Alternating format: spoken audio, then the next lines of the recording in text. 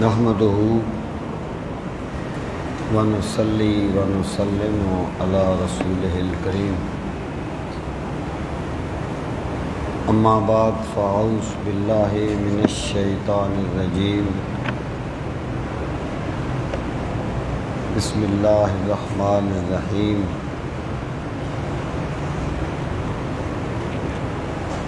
قل تعالوا اتلوا ما حرم ربكم علیکم الا تشركوا به شیئا وبالوالدین احسانا صدق اللہ مولانا العظیم وبلغنا رسولہ النبی الکریم الامین ونحن علی ذلک لمن الشاہدین والشاکرین والحمد للہ رب العالمین رب اشرح لی صدری ویسر لی امری واحلل عقدۃ من لسانی یفقہوا قولی اللہم ارنا الحق حقا وارزقنا اتباعہ وارنا الباطل باطلا وارزقنا اجتنابہ اللہم ارنا الاشیاء کما ہی ان اللہ وملائکتہ یصلون علی النبی یا ایہا الذین آمنوا صلوا علیہ وسلموا تسلیما اللہم صلی وسلم علی سیدنا و مولانا محمد وعلی آل و اصحاب سیدنا و مولانا محمد وبارک وسلم وصلی علیہ الصلاۃ والسلام علیک یا رسول اللہ وعلى آلك وأصحابك يا حبيب الله الصلاة والسلام عليك يا شفيع المذنبين وعلى آلك وأصحابك يا رحمة للعالمين۔ یہ 8ویں پارے کا چھٹا رکوع ہے، صفحہ نمبر 235 کی پہلی لائن۔ 8ویں پارے کا چھٹا رکوع صفحہ نمبر 235 کی پہلی لائن سے۔ اعوذ باللہ من الشیطان الرجیم بسم اللہ الرحمن الرحیم قل تعالوا اتل ما حرم ربکم علیکم الا تشرکوا به شیئا وبالوالدین احسانا۔ ترجمہ دیکھیں گے۔ قل آپ کہہ دیجئے، تعالو او اتلو میں تلاوت کروں، میں تمہیں پڑھ کے سناؤں، ما حرما ما جو کچھ حرما حرام کیا، ربکم تمہارے رب نے، علیکم تم پر، یعنی آؤ میں تمہیں وہ چیزیں پڑھ کے سناؤں جو تمہارے رب نے تم پر حرام کی ہیں۔ اللہ تشرکوا بہ شیئا، اللہ ان لا، ان کا معنی کہ لا نہ نہیں، تشرکوا تم شریک ٹھہراؤ، بہی اس کے ساتھ، شیئن کسی بھی چیز کو، کہ تم اللہ کے ساتھ کسی کو اس کا شریک نہ ٹھہراؤ۔ وبالوالدین احسانا، اور والدین کے ساتھ احسانا حسن سلوک کرو۔ یہ اصل میں احسنوا فعل کا مفعول ہے، یعنی وبالوالدین احسنوا احسانا، اور والدین کے ساتھ احسان کرو جس طریقے سے احسان کرنے کا حق ہے۔ یہ مصدر کے یعنی فعل کے بعد اس کا مصدر لاتے ہیں، اس کے کئی مقاصد ہوتے ہیں، اس کو مفعول مطلق کہتے ہیں، اور یہ تاکید کے لیے بھی ہوتا ہے، تو یہاں پر یہ تاکید کے لیے۔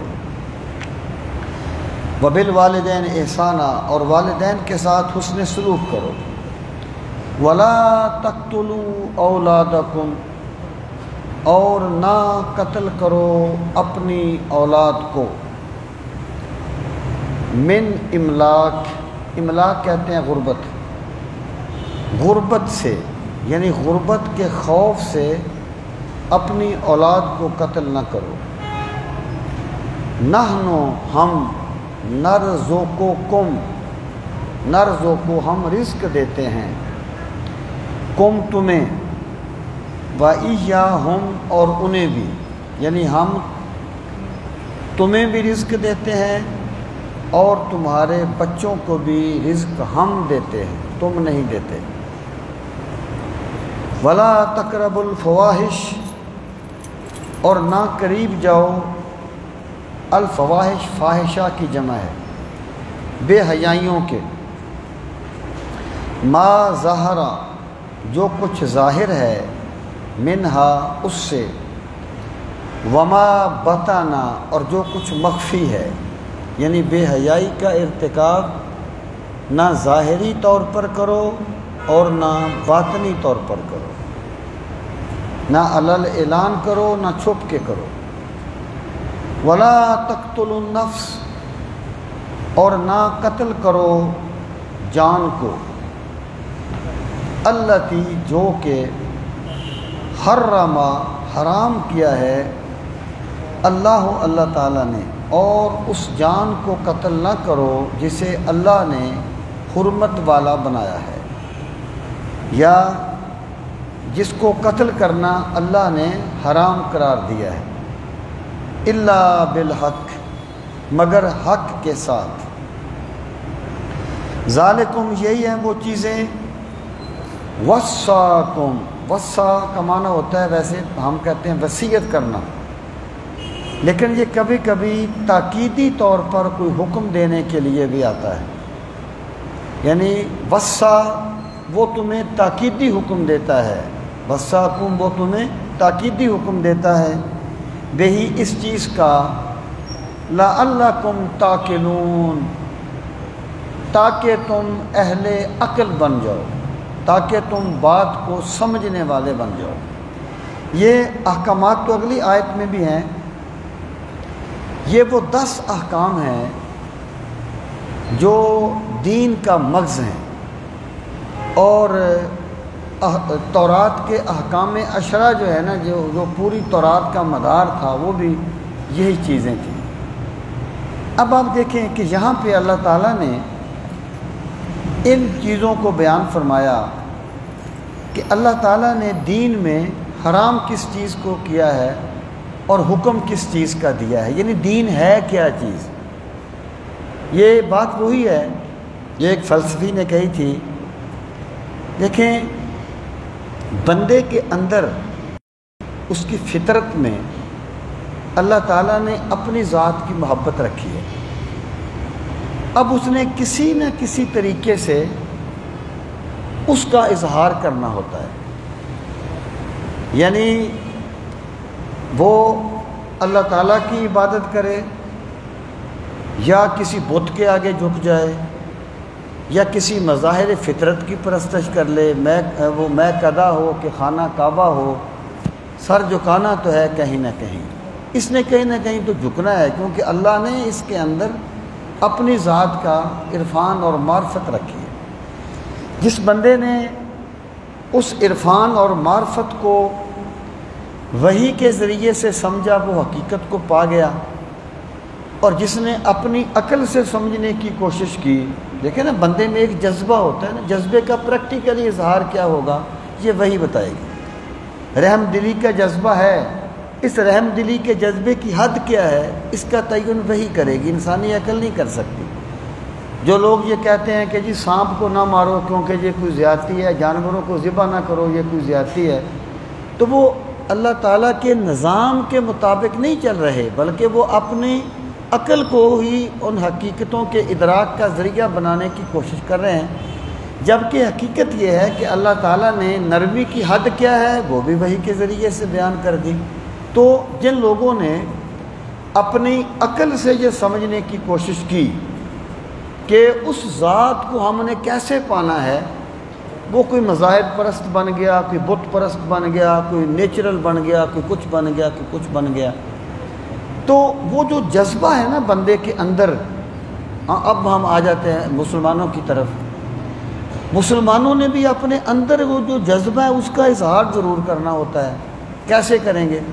تو اس نے کہا ایک ہوتا ہے حقیقی دین جو اللہ نے نازل کیا۔ جب ایک بندہ یہ محسوس کرے کہ میں حقیقی دین پہ عمل نہیں کر سکتا، پھر وہ اپنے ذوق کے مطابق ایک دین بنا لیتا ہے، اور وہ اپنے دین کی ساری عقیدتیں وہاں پر ڈھیر کر دیتا ہے، یعنی اپنے ذوقی، جس کو میں ذوقی دین کہا کرتا ہوں، پھر وہ اپنا ذوقی دین بنا لیتا ہے اور ساری عقیدتیں وہاں پر ڈھیر کر دیتا ہے۔ یعنی اگر ایک بندہ کسی ایسے چیز پر جو دین میں جائز ہے یا زیادہ سے زیادہ مستحب ہے، اس پر تو وہ لاکھوں لگا دیتا ہے اور اس کو وہ کبھی چھوڑتا بھی نہیں ہے، لیکن جو چیزیں دین میں فرض کی حیثیت رکھتی ہیں ان کو وہ اہمیت نہیں دیتا، تو وہ دین پہ عمل نہیں کر رہا، وہ اپنے ذوق پہ عمل کر رہا ہے۔ تو اب آ جائیں کہ مشرکین مکہ جو تھے ان کا المیہ کیا تھا۔ اب انہوں نے بھی جو ان کے اندر دین تھا اس کا اظہار تو کرنا تھا، انہوں نے اپنے ذوق کے مطابق دین بنا لیا تھا۔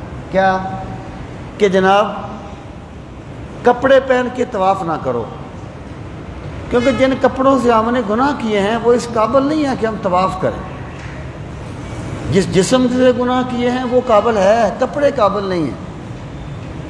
مردار کو کھا لو کیونکہ اسے اللہ نے مار دیا ہے، جسے تم ذبح کر کے مار دیتے ہو اس کو کھا لیتے ہو، جس کو اللہ نے مار دیا اس کو نہیں کھاتے۔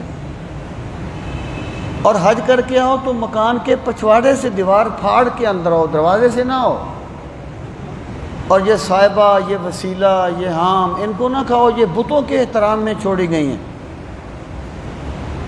یعنی جو چیزیں انہوں نے اپنے ذوق کے مطابق جو دین بنا لیا تھا ان کا تو انہیں بڑا پاس تھا، اور ان کو تو وہ کسی حال میں چھوڑتے نہیں تھے، لیکن جو اصل دین تھا اس کو انہوں نے چھوڑ دیا تھا، اس کی وہ پرواہ نہیں کرتے تھے۔ اللہ رب العزت نے یہاں پر یہ فرمایا کہ آؤ میں تمہیں بتاؤں کہ دین ہے کیا چیز۔ وہ جو حضرت عیسیٰ علیہ السلام نے کہا تھا یہود کے بے عمل علماء سے کہ تم سونف اور زیرے پر تو عشر دیتے ہوئے بڑے بڑے دعوے کرتے ہو، لیکن تم نے اللہ تعالیٰ کی حرام کردہ چیزوں کو چھوڑ رکھا، اسی بندے کی طرح جو اپنے بھائی کے ایک مربع زمین مارے بیٹھا ہے اور دادا صاحب جا کے کہتا ہے چڑیاں اڑا دیں، وہ جو وہاں باہر بندے بیٹھے ہوتے ہیں، چڑیاں اڑا دیں ثواب ملے گا۔ یہ ہے اللہ تعالیٰ نے یہاں پر اس چیز کو بیان فرمایا کہ ان کو بتا دو کہ دین ہے کیا چیز۔ پہلی بات یہ فرمائی کہ آؤ میں تمہیں بتاؤں اللہ نے کس چیز کو حرام کیا۔ پہلی بات یہ بتاؤ اللہ تشرکو، کہ تم نے شرک کیا ہے، اور تم نے شرک کرتے ہوئے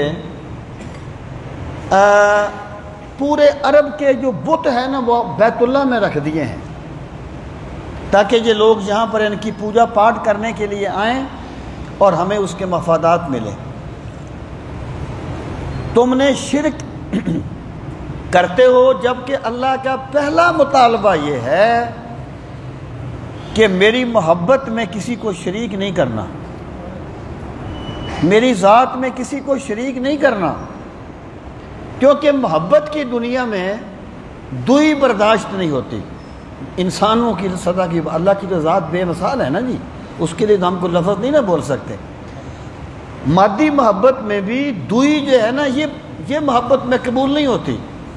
تو جب ایک بندہ رب تو اللہ کو کہتا ہے اور سجدے کسی اور کو کرتا ہے، اللہ اس کو کبھی معاف نہیں کرتا۔ اللہ کا پہلا مطالبہ یہ ہے تم نے شرک نہیں کرنا، اور پھر کیا؟ دوسری بات کیا ہے؟ وَبِالْوَالِدَيْنِ إِحْسَانًا، اور تم نے اپنے والدین کے ساتھ حسن سلوک کرنا ہے۔ اب آپ دیکھیں کہ اللہ تعالیٰ نے اپنی بندگی کے بعد والدین کے ساتھ حسن سلوک کا حکم دیا۔ اس کی وجہ یہ ہے کہ اللہ تعالیٰ بندے کا رب حقیقی ہے اور والدین بندے کا رب مجازی ہیں، اور والدین کی جو خدمت ہے نا، ان کے ساتھ جو حسن سلوک کرنا ہے، یہ بھی ایک طرح سے ایمان بالغیب کا معاملہ بن جاتا ہے۔ اس کی وجہ یہ ہے کہ جب تک والدین طاقتور ہوتے ہیں تو وہ اپنی بات منا لیتے ہیں، لیکن جب والدین بوڑھے ہو جاتے ہیں، بندے کے اپنے بھی بچے ہوتے ہیں، اس کی اپنی بیوی ہے، پھر والدہ ہے، پھر والد ہے، پھر جنریشن گیپ ہے، پھر سوچ کا فرق ہے، پھر بہت کچھ ایسی چیزیں آ جاتی ہیں۔ اس وقت اب جس بندے نے اپنے والدین کا احترام کرنا ہے، وہ دراصل وہی کرے گا جسے اللہ سے ملاقات پر یقین ہے، جسے پتہ ہے کہ یہ معاملہ میرا رب نے مجھے اس چیز کا حکم دیا ہے۔ مادی چیزیں وہاں پر ختم ہو جاتی ہیں۔ تو اللہ پاک نے اپنی بندگی کے بعد اپنے والدین، لوگوں کو حکم دیا کہ اپنے والدین سے اس نے سلوک کیا کرو۔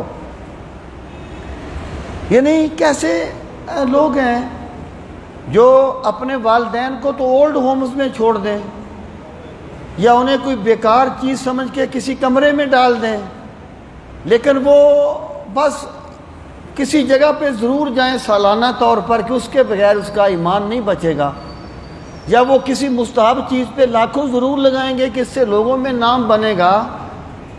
تو یہ میرے رب کے معاملے ہیں، لیکن یہ دین کی حقیقت نہیں ہے۔ اللہ پاک نے فرمایا کہ میری عبادت میں کسی کو شریک نہ ٹھہراؤ، اور پھر کیا؟ والدین کے ساتھ احسان کرو، حسن سلوک کرو، اور والدین کے ساتھ کوئی ایسا رویہ اختیار نہ کرو جس کی وجہ سے ان کے دلوں پر کوئی تنگی گزرے۔ پھر فرمایا وَلَا تَقْتُلُوا أَوْلَادَكُم مِّنْ إِمْلَاقٍ، اور اپنی اولاد کو غربت کے خوف سے قتل نہ کرو۔ اس کا یہ مطلب نہیں ہے کہ کسی اور خوف سے قتل کرنا جائز ہے۔ بعض بندے ایسے بھی تھے نا جو اولاد کو قتل کر دیتے تھے، بچیوں کو بالخصوص، کہ جنگ ہوگی تو دشمن اٹھا کے لے جائیں گے، اور اکثریت ان کو قتل کرتی تھی کہ یہ اگر بچے زندہ رہیں گے تو یہ کھائیں گے کہاں سے۔ یعنی ان کو یہ کہا گیا کہ تم اپنی اولاد کو تو قتل کر دیتے ہو، لیکن حج کرتے ہوئے تم کپڑے اتار دیتے ہو کہ ہمارے کپڑے اس قابل نہیں ہیں کہ ہم بیت اللہ کا طواف کریں۔ یعنی ایک بندہ اگر کسی موقع پہ میں کوئی اصال ثواب کا انکار نہیں کر رہا، میں ترجیحات کی طرف آپ کی توجہ دلا رہا ہوں۔ بزرگوں کے ساتھ عقیدت رکھنا، احترام رکھنا، یہ محبت الہی کا تقاضا ہے۔ لیکن اگر ایک بندہ جو ہے وہ ایک موقع پر تو 32 کھانے پکا دیتا ہے کہ جی یہ خاص قسم کا ختم ہے، لیکن وہ زکوٰۃ نہیں دیتا، اس کو کیا کہا جائے گا؟ وہ دین کے لیے وہ کبھی تجزیہ کرے کہ میں دین کے لیے کیا کرتا ہوں، مساجد کے لیے، مدارس کے لیے، اہل دین کے لیے میں کیا کرتا ہوں؟ کچھ بھی نہیں ہوتا۔ تو اس کو اپنی ترجیحات پہ غور ضرور کرنا چاہیے۔ اللہ پاک فرماتا ہے تمہارا عالم یہ ہے کہ تم اپنے بچیوں کو قتل کر دیتے ہو، لیکن تم یہ سمجھتے ہو کہ جب ہم نے حج کر کے واپس آنا ہے نا تو دیوار پھلانگ کے آنا ہے۔ وہ دروازہ اس قابل نہیں رہا کہ وہ ہمارا استقبال کر سکے، ہم اپنا دروازہ خود بنائیں گے۔ اسے کہتے ہیں خود ساختہ دین۔ اب دیکھیے یہ جو کہا گیا کہ انہیں قتل نہ کرو غربت کے خوف سے، اس کو کہتے ہیں مطابقت حال۔ یعنی اس میں حصر مقصود نہیں ہوتا کہ تم بھی غربت کے خوف سے تو قتل نہ کرو اور کسی وجہ سے قتل کر سکتے ہو۔ والد کو یا والدین کو حق نہیں ہے کہ وہ اپنی اولاد کو قتل کریں۔ اگر وہ اپنی اولاد کو قتل کریں گے تو وہ حرام کا ارتکاب کریں گے، ان کو حق نہیں ہے۔ اور کوئی بھی ایسا کام کرنے کا ان کو حق نہیں ہے جو ان کے بچوں کا مستقبل برباد کرنے والا ہو۔ قتل تو دور کی بات ہے نا۔ اگر والدین جو ہیں وہ اپنی بہن بھائی کو راضی کرنے کے لیے اپنے بچوں کا مستقبل برباد کر دیتے ہیں تو وہ بھی رب کے مجرم ہیں۔ اولاد ان کے پاس امانت ہے۔ تو اللہ پاک نے فرمایا تم یہ کرتے ہو کہ بچیوں کو قتل کر دیتے ہو، بچوں کو قتل کر دیتے ہو، کوئی کھائیں گے کہاں سے؟ تمہیں اللہ کی ذات پہ اتنا اعتماد نہیں ہے؟ فرمایا نحن نرزقکم وإیاہم، کہ جو تم کھاتے ہو نا وہ تمہاری محنت کا نتیجہ نہیں ہوتا، وہ ہمارا دیا ہوا رزق ہوتا ہے۔ تم محنت کرتے ہو، محنت بھی تو ہماری عطا سے کرتے ہو، اور تمہاری محنتیں کیا کریں گی اگر ہم تمہاری دستگیری نہیں کریں گے؟ اور مت بھولو کہ تمہارے رازق بھی ہم ہیں اور تمہارے بچوں کے رازق بھی ہم ہیں۔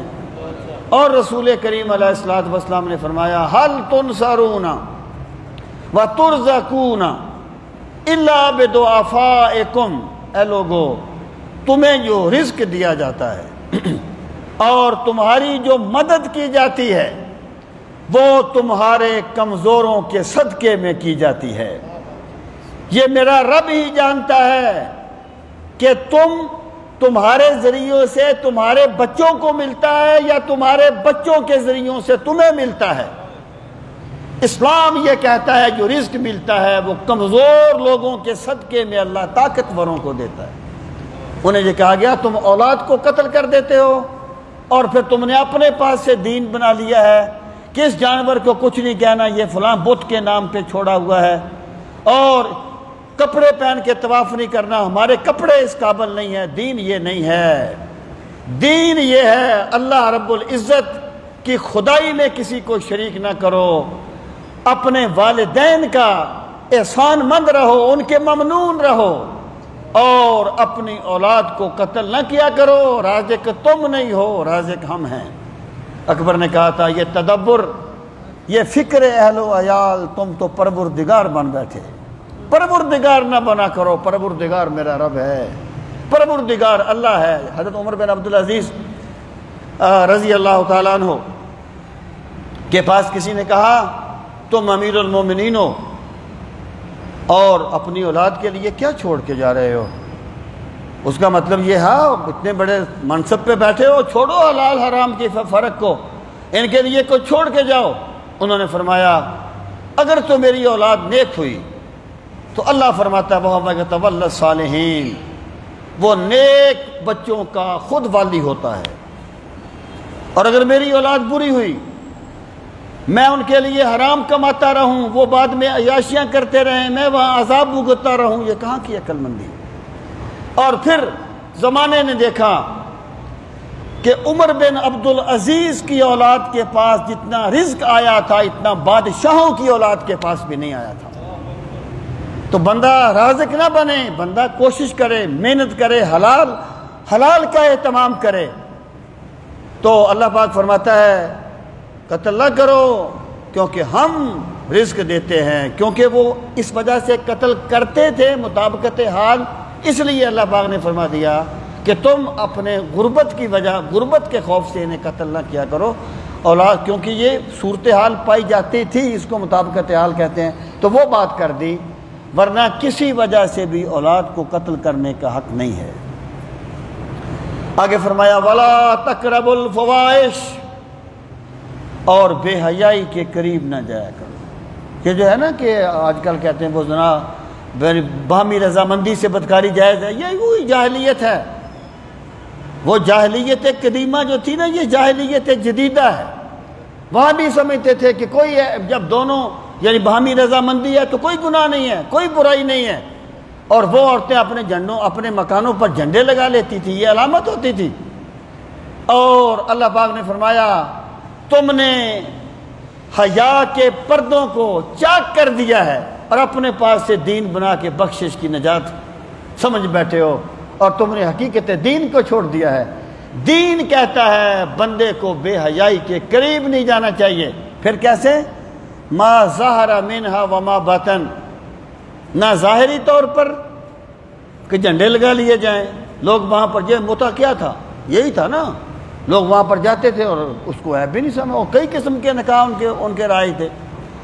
وما بطن، اور مخفی طور پر بھی، یعنی نہ اس طریقے سے اعلانیہ اور نہ مخفی طور پر بے حیائی کا ارتکاب نہ کرو۔ اللہ تعالیٰ شرم و حیا والے انسانوں سے محبت فرماتا ہے۔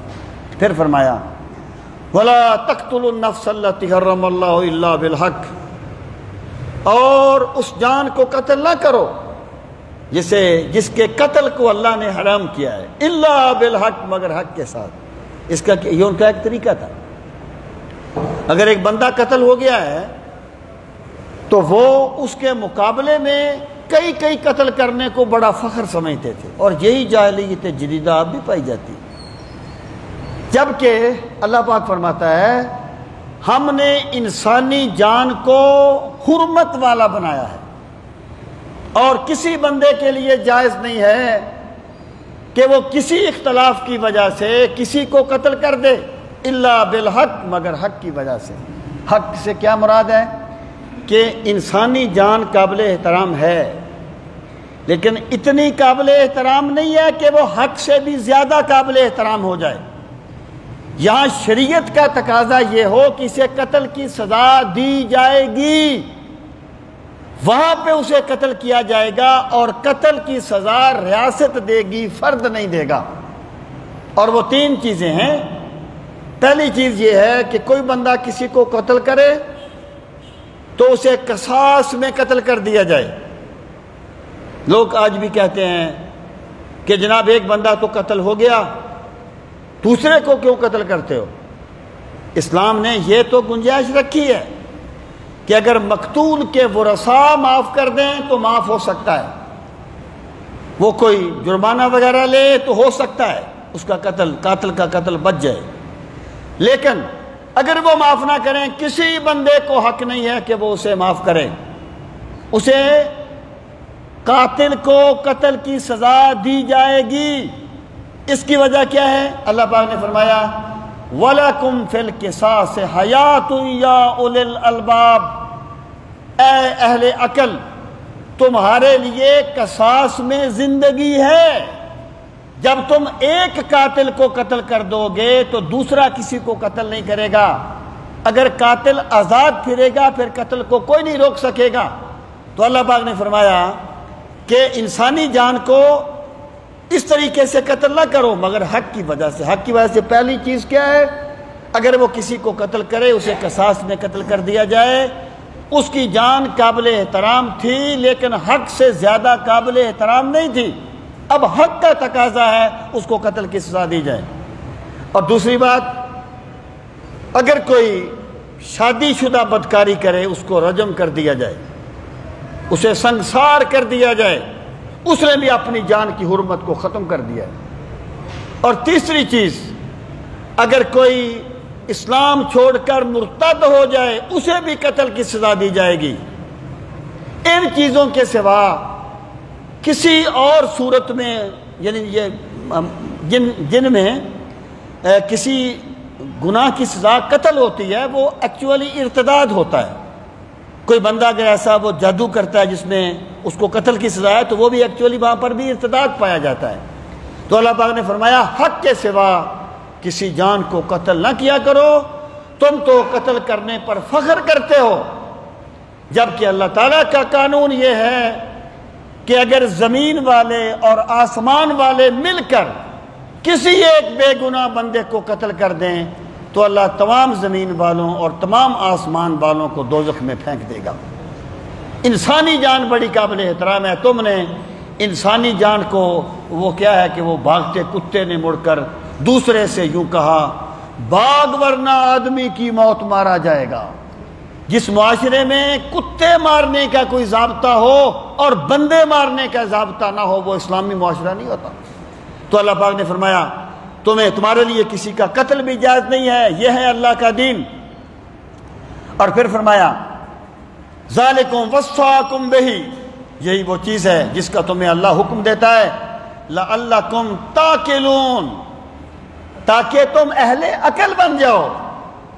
اس کا مطلب کیا ہے کہ یہ تمام چیزیں نہ صرف کہ مذہبی نقطہ نظر سے یہ جائز نہیں ہیں جو تم نے اپنا رکھی ہیں، بلکہ انسانی عقل سے بھی یہ چیزیں اچھی ثابت نہیں ہوتی۔ تم ان چیزوں کو اپناؤ تاکہ تم مومن بھی بن جاؤ، تم عاقل بھی بن جاؤ۔ اب فرمایا وَلَا تَقْرَبُوا مَالَ الْيَتِيمِ، اور یتیم کے مال کے قریب نہ جایا کرو۔ وہ کیا کرتے تھے؟ یتیم کے مال کھانے کو تو وہ بڑی ذہانت سمجھتے تھے۔ آج کل آپ نے نہیں دیکھا، ایک بندہ جب وہ کسی کا حق مار لے، کسی کے پلاٹ پہ قبضہ کر لے، کسی کا مال ہڑپ کر لے، تو وہ اس کو اپنی ذہانت کی دلیل بناتا ہے، اسے اپنی قابلیت کی دلیل بناتا ہے، اسے اپنے منصب کی دلیل بناتا ہے، طاقت کی دلیل بناتا ہے۔ اور جب کسی بندے سے گناہ کا احساس ختم ہو جائے تو وہ اس کے لیے تباہی کا مقام ہوتا ہے۔ جب کسی نے، ہارون الرشید نے یا کسی عباسی خلیفہ نے کسی صوفی سے پوچھا، کہنے لگا حضرت اب مجھے کوئی نصیحت اچھی نہیں لگتی، کوئی بندہ مجھے کہے نا یہ نہ کیا کر، یہ حرام نہ کھایا کر، یہ غریبوں پر ظلم نہ کیا کر، مجھے زہر لگتا ہے، اچھی نہیں لگتی۔ انہوں نے کہا اب اللہ نے تمہارے دل کو بالکل سیاہ کر دیا ہے، جب گناہ کا احساس ختم ہو جائے نا تو وہ تو تباہی کا منظر ہوتا ہے۔ تو جب کوئی بندہ کسی کا مال کھانے پر فخر کرنے لگے، اسے چاہیے اپنے ایمان کی فکر کرے، نہ جانے کون سی رات قبر کی رات ہو، کب اسے اللہ کے حضور جانا پڑ جائے، اسے وہاں جا کے جواب دینا پڑ جائے۔ تو اللہ پاک نے فرمایا وَلَا تَقْرَبُوا مَالَ الْيَتِيمِ، یہ نہیں ہے کہ یتیم کا مال کھانا تو جائز نہیں ہے، اور کسی غریب رشتہ دار کا مال کھانا جائز ہے، یا کسی کمزور بندے کا مال کھانا جائز ہے، یہ مطابقت حال ہے۔ خدا نے فرمایا نا لا یؤمن، وہ آپ نے فرمایا المسلم من سلم المسلمون من لسانہ ویدہ، مسلمان وہ ہے جس کے ہاتھ اور زبان سے دوسرے مسلمان محفوظ رہیں۔ اس کا یہ مطلب نہیں ہے کہ اگر کوئی مسلمان نہ ہو تو وہ اس پر ظلم کر سکتا ہے، کیونکہ یہ بات آپ نے مسلم معاشرے میں کہی تھی جو مسلمان کا لفظ بول دیا، ورنہ ہر انسان کا جان مال جو ہے وہ قابل احترام ہے۔ تو یہ بھی مطابقت حال ہے کہ یتیم کے مال کے قریب نہ جاؤ۔ اس کا یہ یہاں پر تاکیدی اسلوب ہے، یہ مطلب نہیں ہے کہ یہ وہ مال پڑا ہوا ہے تو اس کے قریب سے نہ گزرو، یہ نہیں ہے۔ یعنی بہت سی چیزیں ایسی ہوتی ہیں جو ہمیشہ اپنے مجازی معنوں میں استعمال ہوتی ہیں، مجازی معنوں میں استعمال ہوتی ہیں، تو یہ بھی اپنے مجازی معنوں میں۔ وَلَا تَقْرَبُوا مَالَ الْيَتِيمِ، اور یتیم کے مال کے قریب نہ جاؤ، إِلَّا بِالَّتِي هِيَ أَحْسَنُ، مگر اس طریقے سے جو کہ بہت اچھا ہے۔ یعنی فرض کریں یتیم کا مال ہے، اب وہ بندہ یہ کہے کہ اگر میں اس کو ہاتھ لگاتا ہوں تو میں تو گنہگار ہوں گا، نہیں، ہاتھ لگانے سے مراد یہ ہے اسے ہڑپ کرنے کے لیے ہاتھ نہ لگاؤ۔ اگر وہ جو چاہتا ہے کہ میں یتیم کے مال کو کسی کاروبار میں لگا دوں تاکہ اس کا مال بڑھتا رہے، یا کسی طریقے سے اس کو محفوظ کر دوں، تو اس کی ممانعت نہیں ہے۔ یتیم کے مال کے قریب نہ جاؤ یعنی ناجائز ذریعے۔ اب 15 سال کے بچے میں مال میں تصرف کے تو نہیں آتے نا، وہ سمجھ نہیں آتی نا، تو اس کا یہ مطلب نہیں ہے کہ یوں ہی وہ بالغ ہو تو اس کو مال دے دو۔ ممکن ہے وہ 15 سال کا تو ہو گیا ہو، 16 سال کا، 20 سال کا بھی ہو گیا ہو، اسے شعور نہ آیا ہو کہ مال کو میں نے کیا کرنا ہے۔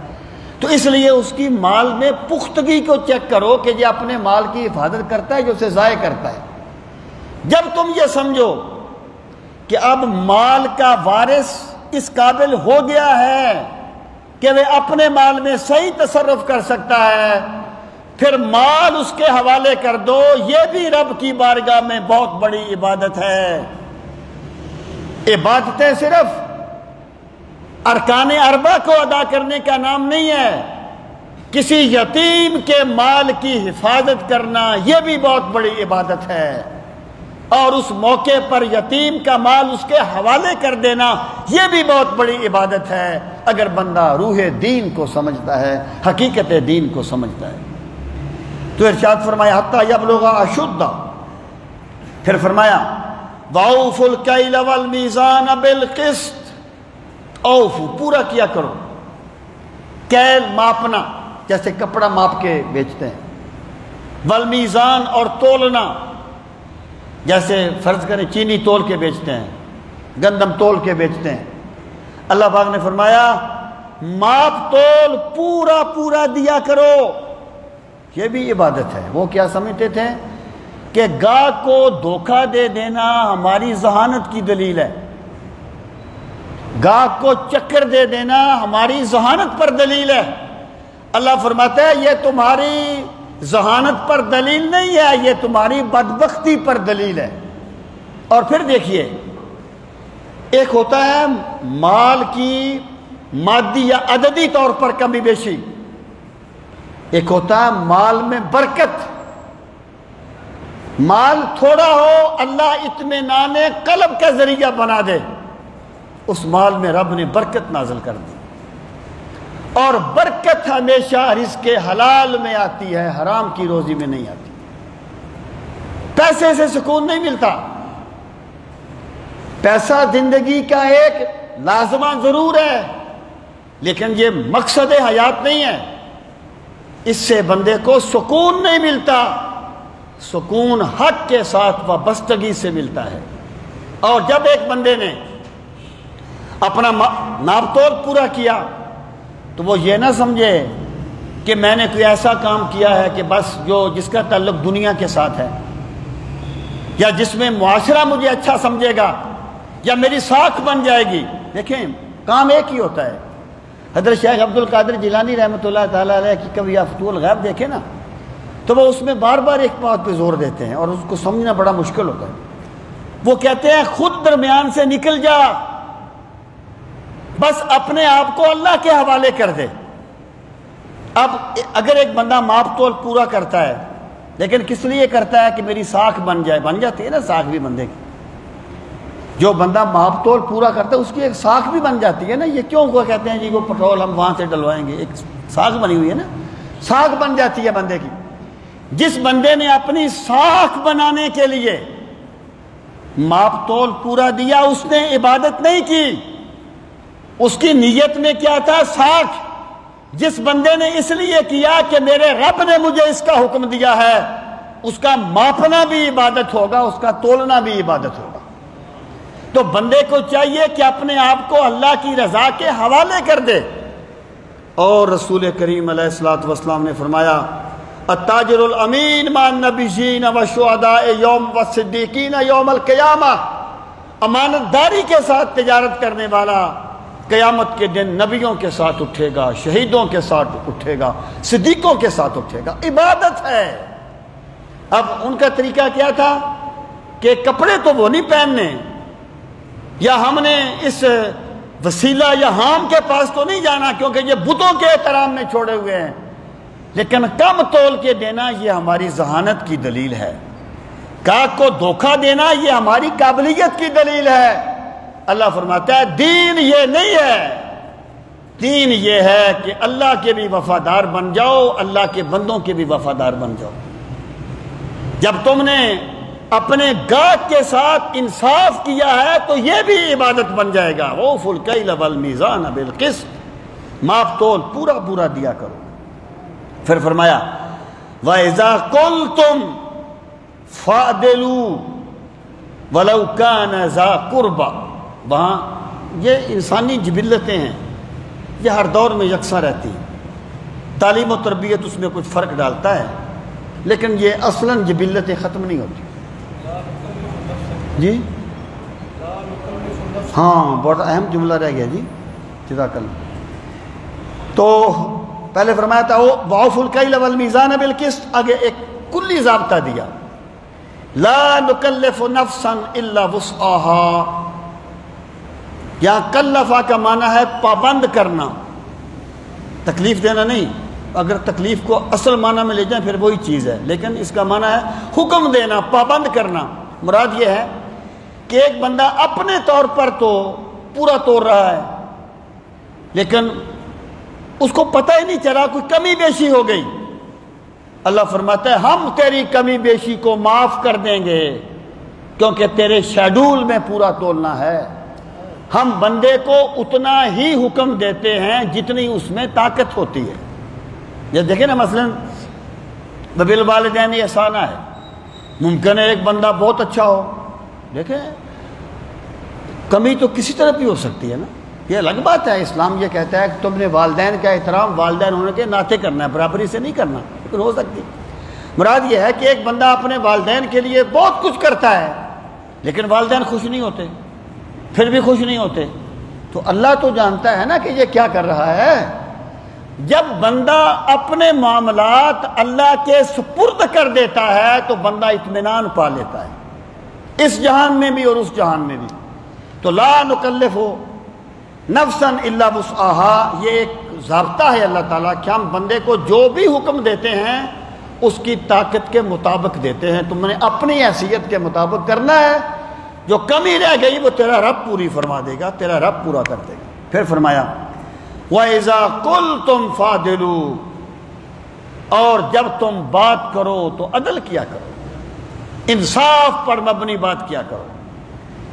وَلَوْ كَانَ ذَا قُرْبَى، اگرچہ وہ بات تمہارے قریبی رشتہ دار کے بارے میں ہی کیوں نہ ہو۔ یعنی مراد کیا ہے کہ بندے کو حق پرست ہونا چاہیے، برادری پرست نہیں ہونا چاہیے، حق پرست ہونا چاہیے، گروہ پرست نہیں ہونا چاہیے۔ وہ چھٹے پارے میں گزری نا آیت، وَلَوْ عَلَىٰ أَنفُسِكُمْ، اگرچہ وہ تمہارے اپنے خلاف بھی کیوں نہ ہو، سچ بات کہو، حق بات کہو، عدل پر مبنی بات کہو۔ تو وہ کیا کرتے تھے، ان کا وہ جو مشہور قانون تھا، کہتے تھے اپنے بھائی کی مدد کرو وَلَوْ كَانَ ظَالِمًا أَوْ مَظْلُومًا، اگرچہ وہ ظالم ہو یا مظلوم ہو، ظالم ہو تمہارا بھائی اور بھی مدد کرو، بھائی جو ہوا مظلوم ہے تو پھر بھی مدد کرو۔ یہ ان کا قانون تھا کہ اپنے بھائی کی ہر حال میں مدد کرو، اور سرکار نے بھی یہی بات فرمائی، انصر اخاک ظالما او مظلوم، اپنے بھائی کی مدد کرو وہ ظالم ہو یا مظلوم۔ تو صحابہ نے عرض کیا اے اللہ کے رسول، مظلوم کی مدد تو ہو گئی، ظالم کی کیسے ہوگی؟ فرمایا ظالم کو ظلم کرنے سے روک لو، یہ اس کی مدد کرنا ہے۔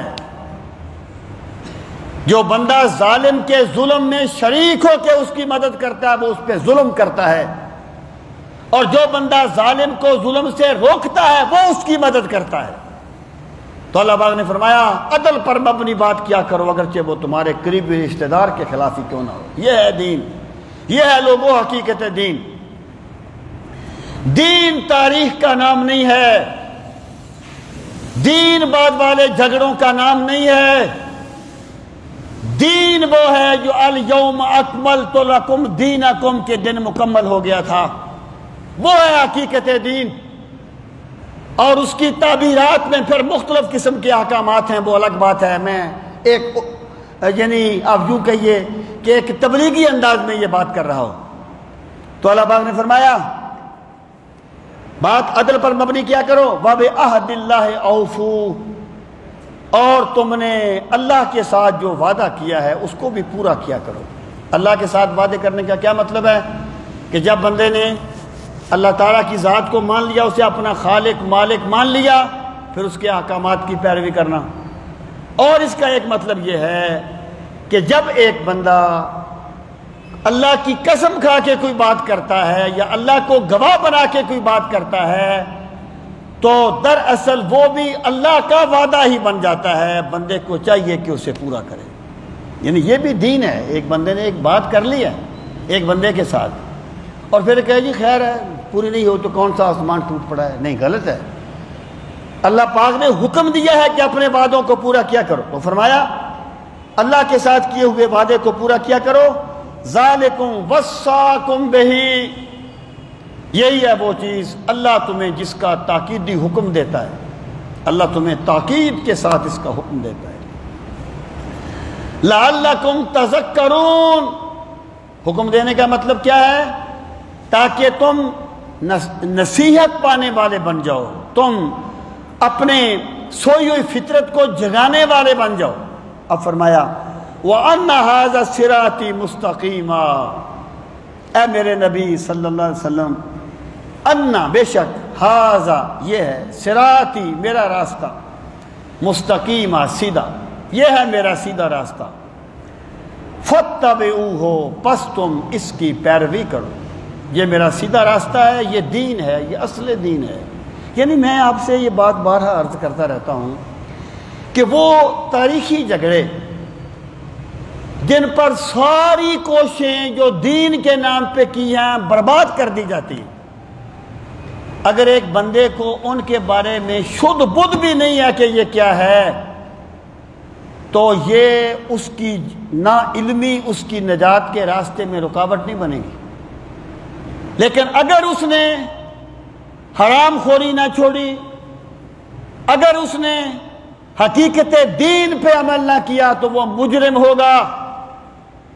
یہ دین ذہنی تعیش کے لیے نہیں ہوتا، دین سیدھے راستے کا نام ہے جو اللہ نے اپنے بندوں کو عطا کیا ہے سرکار کی وساطت سے۔ فرمایا لوگو یہ ہے سیدھا راستہ، فَاتَّبِعُوهُ پس اس کی پیروی کرو، وَلَا تَتَّبِعُوا السُّبُلَ اور سبل کی پیروی نہ کرو۔ سبل سبیل کی جمع ہے۔ اب دیکھیے یہ جو اتباع سبل ہے نا، یہ کفر کے مقابلے میں نہیں ہوتا۔ اتباع سبل کفر کے مقابلے میں نہیں ہے، صراط مستقیم کے مقابلے میں ہے۔ یعنی ایک ہے دین کے مقابلے میں کفر، وہ کوئی اتنا خطرناک نہیں ہے جتنا دین کے مقابلے میں خود ساختہ دین ہوتا ہے۔ یعنی ایک چیز دین تو نہیں ہے، بندہ کہے دین ہے، وہ زیادہ خطرناک ہے۔ یہاں سبل سے مراد ہے اپنے من سے بنایا ہوا دین، جیسے مشرکین نے بنا لیا تھا، جیسے ہر دور میں کسی نہ کسی حد تک یہ چیز پائی جاتی ہے۔ حضرت شیخ عبد القادر جیلانی فرماتے ہیں جو بندہ نوافل پہ توجہ کرتا ہے اور فرائض کو چھوڑ دیتا ہے وہ بیوقوف ہے، احمق ہے۔ تو وَلَا تَتَّبِعُوا السُّبُلَ یہ ہے کہ اصل دین کو چھوڑ کر اپنے پاس سے دین میں نئے نئے راستے نہ بنایا کرو، جیسے مشرکین نے بنا لیے تھے، جو دین کی مبادیات کو سے ہٹ کر بڑی نچلی سطح کی باتیں ہوتی ہیں، ان پر بندہ پوری اپنی ساری کاوشیں جو ہے وہ ڈھیر کر دیتا ہے۔ تو یہاں پر اس سے منع کیا گیا، وَلَا تَتَّبِعُوا السُّبُلَ، پھر کیا ہوگا؟ فَتَفَرَّقَ بِكُمْ عَنْ سَبِيلِهِ، یعنی مستحب کے اختلافات جب بڑھتے ہیں تو پھر بالکل بڑھتے چلے جاتے ہیں، مباحات کے اختلاف بڑھتے ہیں تو بڑھتے چلے جاتے ہیں۔ دیکھیں اللہ تعالیٰ نے ہمیں یہ حکم نہیں دیا کہ تم مستحب کے تارک کے ساتھ لڑائی کرو، یا مکروہ تحریمی کے یا مکروہ تنزیہی کے کرنے والے کے ساتھ لڑائی کرو۔ اللہ پاک نے ہمیں حرام کے خلاف کھڑے ہونے کا حکم دیا۔ ہمارا پرابلم یہ ہے کہ ہم اس بندے سے تو لڑ پڑتے ہیں جو نماز کے بعد اونچی آواز سے کلمہ پڑھتا ہے یا نہیں پڑھتا، اسے لڑ پڑتے ہیں، لیکن جو حرام کھاتا ہے اس کو کبھی کسی نے نہیں پوچھا کہ تم یہ کیوں کر رہے ہو۔ جو بندہ نماز نہیں پڑھتا اس سے کبھی کسی نے نہیں کہا کہ تم نماز کیوں نہیں پڑھ رہے ہو۔ یہ ہے حقیقت دین سے دوری۔ ہر چیز کی ایک اہمیت ہے دین میں، جب ہر چیز کو اس کی جگہ پر رکھا جائے گا، جس کو کہتے ہیں حفظ مراتب۔ حفظ مراتب، فرض کو فرض، واجب کو واجب، مستحب کو مستحب، مباح کو مباح، مکروہ تنزیہ کو مکروہ تنزیہ، حرام کو حرام، تحریمی کو تحریمی، تو بہت سے اختلافات اپنے آپ ختم ہو جاتے ہیں۔ لیکن عمل کرنا مشکل ہوتا ہے، بحثیں کرنی آسان ہوتی ہیں، اس لیے لوگوں کے رویے جو ہیں وہ بحثوں کی طرف زیادہ آ جاتے ہیں۔ اللہ پاک نے فرمایا وَلَا تَتَّبِعُوا السُّبُلَ فَتَفَرَّقَ بِكُمْ عَنْ سَبِيلِهِ، سبل کی پیروی نہ کرو، وہ تمہیں سبیل سے ہٹا دیں گے، صراط مستقیم۔ فَتَفَرَّقَ بِكُمْ عَنْ ذَلِكُمْ وَصَّاكُمْ بِهِ، یہی تو ہے وہ چیز اللہ تمہیں جس کا تاکیدی حکم دیتا ہے، اللہ تمہیں وصیت کرتا ہے۔ حضرت ضیاء الامت رحمۃ اللہ تعالیٰ علیہ نے ایک مرتبہ ایک بات چلی تھی رویت حلال کے مسئلے میں، آپ نے فرمایا میں تمہیں وصیت کرتا ہوں کہ امام احمد رضا فاضل بریلوی کو ضرور پڑھنا، اور میں تمہیں وصیت کرتا ہوں کہ امام غزالی کو لازمی پڑھنا، اقبال کو لازمی پڑھنا۔ تو وصیت کا لفظ تاکیدی، اللہ فرماتا ہے میں تمہیں تاکیدی حکم دیتا ہوں ان چیزوں کا۔ کس لیے دیتا ہوں؟ اس لیے تو نہیں دیتا کہ اس میں کوئی میرا فائدہ ہوگا، اگر تم میرے حقیقی دین کو اپناؤ گے تو اس میں کوئی میری خدائی میں اضافہ ہو جائے گا۔ اللہ تعالیٰ کسی بندے کی عبادت کا محتاج نہیں ہے، بندے رب کی عبادت کرنے کے محتاج ہیں۔ فرمایا تمہیں اس لیے حکم دیا لعلکم تتقون، تاکہ تم میں تقوی پیدا ہو جائے۔ تقوی کیا ہے؟ تقوی میں احتراز کرنے کا مفہوم پایا جاتا ہے، یعنی احتیاط کرنا، وقیون وقایا، احتیاط کرنا، احتراز کرنا کسی چیز سے۔ تو تقوی کیا ہے؟ کہ اللہ تعالیٰ کا اور بندے کا اللہ تعالیٰ کے ساتھ اتنا گہرا تعلق قائم ہو جائے کہ جب وہ کوئی بھی کام کرنے لگے تو وہ سوچے کہ میرا خدا مجھ سے ناراض تو نہیں ہو جائے گا۔ اس کو تقوی کہا جاتا ہے۔ تقوی کا معنی ڈرنا نہیں ہوتا، یہ اردو زبان کی وہ محدودیت ہے، کس کا ترجمہ ڈرنا کیا جاتا ہے۔ تقوی ہوتا ہے احتراز کرنا کسی چیز سے۔ وہ مشہور بات ہے، حضرت عمر نے پوچھا نا کعب الاحبار سے، پہلے یہودی تھے بعد میں مسلمان ہوئے، بہت بڑے عالم تھے کعب الاحبار، ان سے کہا تقوی کسے کہتے ہیں؟ انہوں نے کہا امیر المومنین کبھی آپ ایسی پگڈنڈی پہ چلے ہیں جس کے دونوں جانب جھاڑیاں ہوں؟ فرمایا چلا ہوں۔ کہا کیا، کیسے چلتے ہو؟ تو فرمانے لگے میں اپنے کپڑے سمیٹ لیتا ہوں کہیں ادھر ادھر پھنس نہ جائیں۔ انہوں نے کہا امیر المومنین بس یہی تقوی ہے، جب بندہ زندگی کا سفر طے کرے تو ڈرتا رہے کہیں میرا خدا مجھ سے ناراض نہ ہو جائے، کہیں میرا کریم رب مجھ سے روٹھ نہ جائے۔ اس احساس کو تقوی کہا جاتا ہے۔ اللہ پاک فرماتا ہے، دیکھیں یہ چیزیں بیان کی، فرمایا اس لیے تاکہ تم میں تقوی کا نور آ جائے۔ اس کا مطلب یہ ہے کہ تقوی کا نور باتیں کرنے سے نہیں آتا، تقوی کا نور خوش فہمیوں سے نہیں آتا، تقوی کا نور اس طریقے سے جد و جہد کرنے سے آتا ہے۔ جب بندہ یہ طریقے اختیار کرتا ہے پھر میرا خدا اس کو تقوی کا نور دیتا ہے، پھر میرا خدا اس کو وہ چیز عطا کرتا ہے کہ وہ اللہ کے ساتھ اس کا تعلق اتنا مضبوط ہو جاتا ہے کہ وہ سوچتا ہے کہ یہ کام کرنے سے کہیں میرا خدا مجھ سے ناراض نہ ہو جائے۔ اللہ اللہ کرتے کرتے ہو نظر آیا مجھے، اور ہو میں جب میں گم ہوا پھر تو نظر آیا مجھے۔ تو یہ ہے اللہ تعالیٰ کا۔ آگے فرمایا ثم آتینا موسیٰ الکتاب، پھر ہم نے موسیٰ کو کتاب دی۔ اب یہاں پر جو ثم ہے نا، پہلے مشرکین کا ذکر تھا، حضرت موسیٰ تو پہلے آ گئے تھے، تو یہاں پر ثم ہمیشہ ترتیب تاخیر زمانی کے لیے نہیں آتا، کبھی کبھی بیان میں تاخیر کے لیے بھی آ جاتا ہے۔ میں نے دیکھے نا ایک نافرمان بیٹا ہے، اس کا باپ اس کو سمجھا رہا ہے، وہ کہتا ہے میں نے تیرے لیے یہ کیا، میں تیرے لیے یہ کرتا ہوں، میں تیرے لیے، اور پھر میں تیرا باپ بھی تو ہوں۔ اب پھر جو ہے نا اس کا یہ مطلب نہیں ہے کہ باپ بعد میں بنا ہے، پہلے اس نے یہ کام کیے ہیں۔ یہ ہوتا ہے بیان کرنے کا ایک اسلوب۔ تو مطلب یہ ہے کہ ہم نے یہ چیزیں ہر دین میں رکھی تھی۔ اب گویا روئے سخن جو ہے وہ مشرکین سے یہود کی طرف پھر گیا۔ ثم آتینا موسیٰ الکتاب، پھر ہم نے موسیٰ کو کتاب بھی تو عطا کی تھی، تماماً جو مکمل تھی، الذی احسن، اس بندے پر جو احسان کرتا ہے۔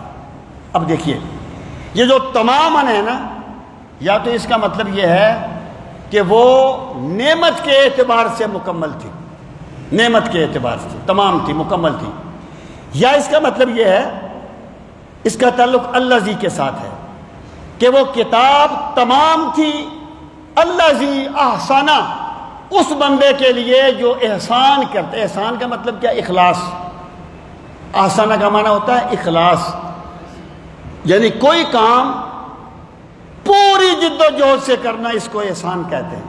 سرکار نے فرمایا اذا عمل احدکم فلیحسنہ ولیتقنہ، جب تم کوئی بھی کام کرو تو احسان سے کیا کرو، اتقان سے کیا کرو، ترخایا نہ کرو۔ کام کو ترخانا بھی حقیقت دین کے منافی ہے۔ جس بندے نے سائیکل کو پنکچر لگاتے ہوئے بھی پوری جد و جہد کی ہے، اس نے بھی دین پہ عمل کیا ہے، وہ بھی اس نے احسان کیا ہے۔ تو احسان کیا ہے؟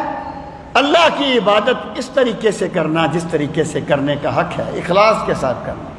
وہ جو سرکار نے فرمایا تھا احسان یہ ہے ان تعبد اللہ کانک تراہ فإن لم تکن تراہ فإنہ یراہ۔ احسان یہ ہے کہ تو اللہ کی عبادت اس طرح کرے کہ جب تو رب کی سامنے کھڑا ہو تو تجھے اللہ کا جلوہ دیکھنا نصیب ہو جائے، گویا تو اسے دیکھ رہا ہے، یا کم از کم یہ کہ وہ تجھے ضرور دیکھ رہا ہے، اتنا تو پر احساس طاری ہو۔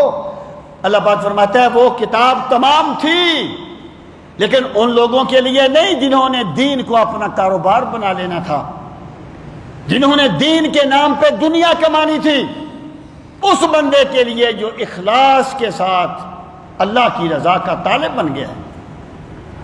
وَتَفْصِيلًا لِكُلِّ شَيْءٍ، اور اس میں تفصیل تھی ہر شے کی، یعنی ہر شے سے مراد کیا ہے؟ جیسے آپ کہتے ہیں یار مجھے ہر شے مل گئی، یعنی جو چیز ضرورت کی ہے ہم نے اس میں تمہاری ہدایت کے لیے، یہ وہی ایکچولی وہی چیز ہے جس کو ہم کہتے ہیں اتمام دین یا اکمال دین، دین مکمل ہو گیا۔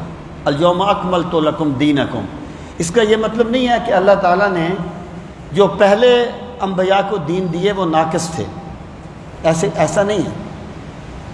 اس کا مطلب یہ ہے، جیسے میں مثال دیا کرتا ہوں کہ جو کپڑا 2 سال کے بچے کا مکمل ہے وہ 5 سال کے بچے کے لیے نامکمل ہے، جو کپڑا 10 سال کے بچے کے لیے مکمل ہے وہ 20 سال کے بچے کے لیے نامکمل ہے۔ ہر نبی اپنے زمانے کے لیے مکمل دین ہی لے کے آیا تھا، اور جو دین قیامت تک کے لیے مکمل ہے، قیامت تک کے تقاضے پورے کرتا ہے، وہ دین اسلام ہے۔ تو اس سے یہ مراد ہے کہ وہ ہم نے انہیں جو ہر چیز بتا دی جس کی ان کو ضرورت تھی۔ اور پھر فرمایا وَہُدًى، اور وہ کتاب کیا تھی؟ ہدایت تھی، راہ دکھاتی تھی، سیدھا راستہ دکھاتی تھی۔ وَرَحْمَةً، اور اللہ کی رحمت تھی، اس پر عمل کرنے سے اللہ کی رحمت ملتی تھی، یا وہ اللہ کی رحمت کا مظہر تھا کہ اللہ نے ان کے لیے ہدایت کا سامان کیا تھا۔ لعلہم، تاکہ وہ بلقاء ربہم یؤمنون، تاکہ انہیں اپنے رب سے ملاقات پر پختہ یقین ہو جائے۔ یہاں پر یؤمنون اپنے لغوی معنی میں ہے، ایک ہوتا ہے ایمان لانا، یعنی تاکہ وہ اپنے رب سے ملاقات پر ایمان لائے۔ بھئی وہ ایمان لائیں گے تو تورات والے ہوں گے نا، تورات جب بھی کتاب بنے گی جب وہ ایمان لائیں گے۔ یا ایمان کیا ہے؟ پختہ یقین کر لینا۔ اللہ پاک فرماتا ہے یہ ہم نے اس لیے دیا تھا تاکہ انہیں آخری حد تک صداقت دین پر یقین آ جائے، اور انہیں یقین ہو جائے کہ ایک دن ہم نے اپنے رب سے ملاقات کے لیے حاضر ہونا ہے، اور ایک دن ہمارے رب سے ملاقات ہوگی، اور پھر ہمیں وہاں پر اپنی زندگی کا جواب دینا ہوگا۔ اللہ تعالی ہم سب کو دین کا فہم صحیح نصیب فرمائے۔ وما علینا الا البلاغ المبین۔ الحمدللہ رب العالمین والعاقبۃ للمتقین، الصلاۃ والسلام علی سید المرسلین وعلی آلہ واصحابہ اجمعین۔ ربنا آتنا فی الدنیا حسنۃ وفی الآخرۃ حسنۃ وقنا عذاب النار۔ ربنا وآتنا ما وعدتنا علی رسلک ولا تخزنا یوم القیامہ انک لا تخلف المیعاد۔ پروردگار عالم ہم سب کی حاضری اپنی بارگاہ عالی میں قبول و منظور فرما۔ یا اکرم الاکرمین، ہمیں قرآن کریم کی تلاوت کا ذوق نصیب فرما۔ میرے مالک، قرآن مجید کو سمجھنے کے لیے ہمیں شرح صدر کی نعمت سے نواز۔ یا اکرم الاکرمین، قرآن مجید کی بے پناہ برکتوں کا واسطہ تمام دکھیوں کے دکھ دور فرما، تمام پریشان حالوں کی پریشانیاں دور فرما، تمام بیماروں کو شفائے کاملہ و عاجلہ نصیب فرما۔ پروردگار عالم، قرآن مجید کے انوار و تجلیات کا واسطہ ہمارے تاریک دلوں کو منور فرما۔ میرے مالک، ہماری قبروں کو بھی منور فرمانا، ہمیں قیامت کی تاریکیوں میں بھی قرآن مجید کا نور نصیب فرمانا۔ یا اکرم الاکرمین، اپنے بے پناہ کرم کا واسطہ جو تیرے بندے تیری پاک کتاب کی محبت میں وقت دیتے ہیں، میرے مالک ان کی حاضری کو شرف قبولیت عطا فرما، ان کے رزق میں جان مال میں برکت عطا فرما۔ یا اکرم الاکرمین، اس مسجد کی رونقوں میں مزید اضافہ فرما۔ تیرے جو بندے اس مسجد کو آباد کرتے ہیں، اس کی خدمت کرتے ہیں، اس کے انتظامات کرتے ہیں، میرے مالک سب کی چاکری کو شرف قبولیت عطا فرما۔ ربنا تقبل منا انک انت السمیع العلیم وتب علینا انک انت التواب الرحیم۔ وصلی اللہ تعالی علی خیر خلقہ ونور عرشہ وزینۃ فرشہ محمد وعلی آلہ واصحابہ اجمعین، آمین برحمتک یا ارحم الراحمین۔ اللہ